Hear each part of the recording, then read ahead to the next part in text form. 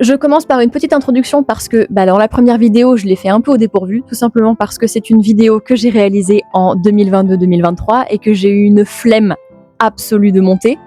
Ça se voit notamment en changement capillaire. Là encore, j'ai envie de vous dire, et changement de décor aussi. Big up à moi. Anyway, merci beaucoup à littéralement tous mes amis d'avoir regardé la vidéo. Vous êtes vraiment des bestes. Et merci aussi à tous ceux que je ne connaîtrais pas qui auraient regardé. Big up à vous. Alors, changement de décor, changement d'année, j'ai emménagé chez moi. Il y aura d'autres fonds que vous verrez, notamment dans la vidéo, mais là, voilà, c'est mon canapé, c'est mon mur. Et aussi, j'ai bien entendu vos commentaires, notamment le mien, en premier, quand j'ai fait mon premier montage, c'est de m'acheter un microphone. Petite anecdote, c'est la 3e vidéo que je tourne. Parce que j'ai la première fois oublié d'allumer le micro, la 2e fois, je l'ai mis trop bas.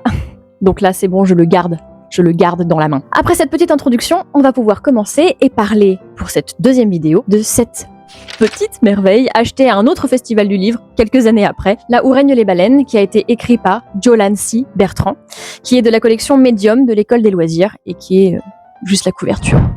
Juste la couverture. Incroyable. Alors ce livre, ça raconte l'histoire de Rohan, 13 ans, oui, j'ai pas 13 ans, j'en ai 27 et je fais ce que je peux.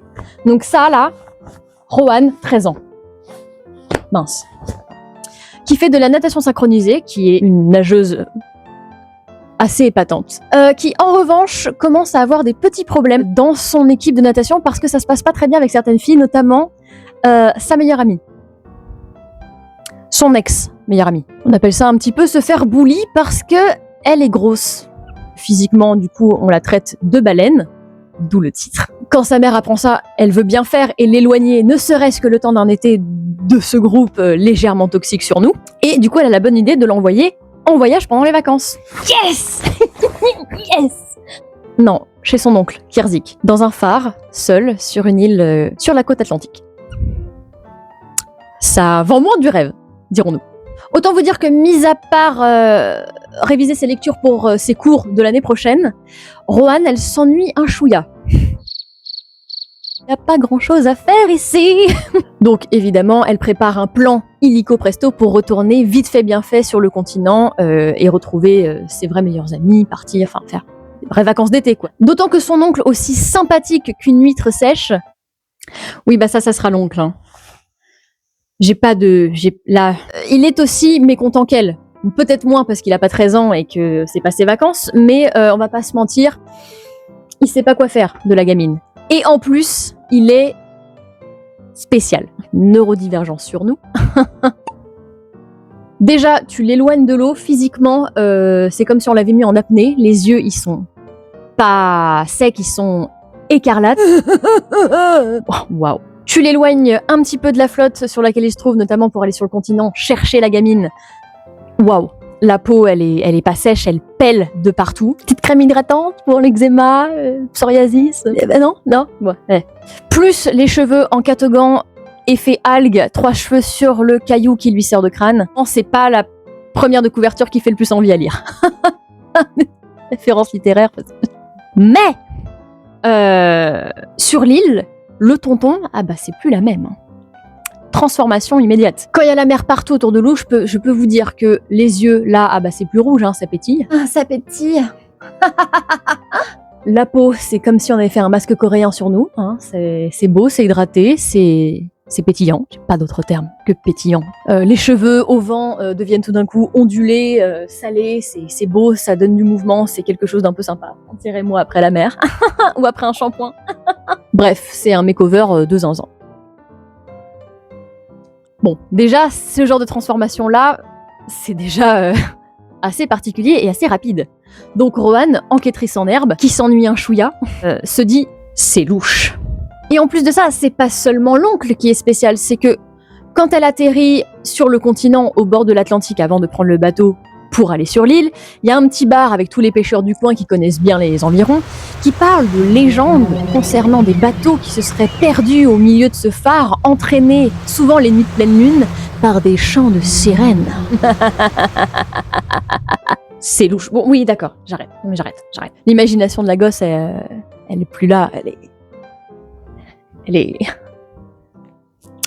Gros big up sur ma braguette. Le coup de grâce, c'est que durant une nuit, ça fait déjà quelques jours qu'elle est là et qu'elle ne pense qu'à une chose, se barrer, elle entend tout d'un coup un bruit. Éo! Mais un petit éo. Hello et Aled. Aled, et puis c'est une voix enfantine, vraiment d'enfant perdu, sur son île. Isolée, avec seulement elle et son oncle. C'est louche. Ni une ni deux, elle se lève, elle va voir ce qui se passe, d'autant qu'elle s'ennuie toujours autant, donc là, c'est de l'action! Elle va voir dans les alentours, elle cherche comme ça au milieu de ce tas de cailloux avec le phare autour, ce qui est quand même pas grand chose d'autre que ça. Et c'est pas sur une petite enfant qui appelle à l'aide, hein, elle tombe sur son oncle. C'est pas l'oncle qui a appelé à l'aide, c'est une autre personne qui a appelé à l'aide, mais elle tombe sur son oncle, qui sort de l'eau, en pleine nuit. Tout nu. Rien que ça doit être bizarre et suffisamment traumatisant pour une gosse de 13 ans. Hein, Mais en plus de ça, c'est que c'est pas... Y a pas que ça. C'est qu'il est pas tout à fait...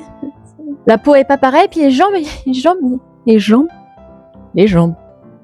Qu'est-ce que t'as fait à tes jambes? C'est louche. Ah bah c'est sûr que là, Rohan, elle s'ennuie plus du tout.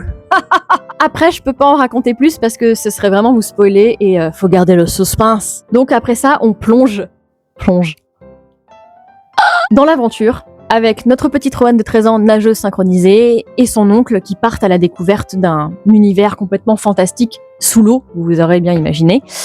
Mais c'est aussi la découverte un peu de soi-même, de qui on veut être, de ce qu'on veut faire, et d'autres personnes que soi qui font du bien aussi. Des rencontres qui forgent une destinée. Une aventure estivale au large de l'Atlantique où Rohan découvre un phare isolé, un oncle mystérieux et un monde marin fantastique. Un roman captivant à partir de 11 ans, alliant suspense, humour, réflexion sur l'écologie, la différence et la famille. Plus sérieusement, c'est un livre jeunesse qui est d'une douceur, qui est rigolo, qui arrive vraiment à nous tenir un peu en haleine, même si on sait déjà dès le début sur quoi on va tomber. On s'attend pas du tout à vers quoi ça va. Et franchement, il était super. Voilà. Évidemment, vous aurez les références à la fin de la vidéo. Je vous laisserai la première et la quatrième de couverture comme j'aime bien le faire pour avoir un peu toutes les infos. Vous avez à l'intérieur des illustrations qui appâtent un petit peu et qui donnent énormément de contexte à l'histoire, qui donnent un peu de... J'ai plus le terme. De matière au livre.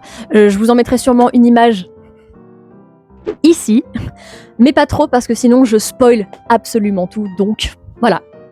J'ai plus rien à dire, maintenant c'est à vous de lire. C'est tout pour moi.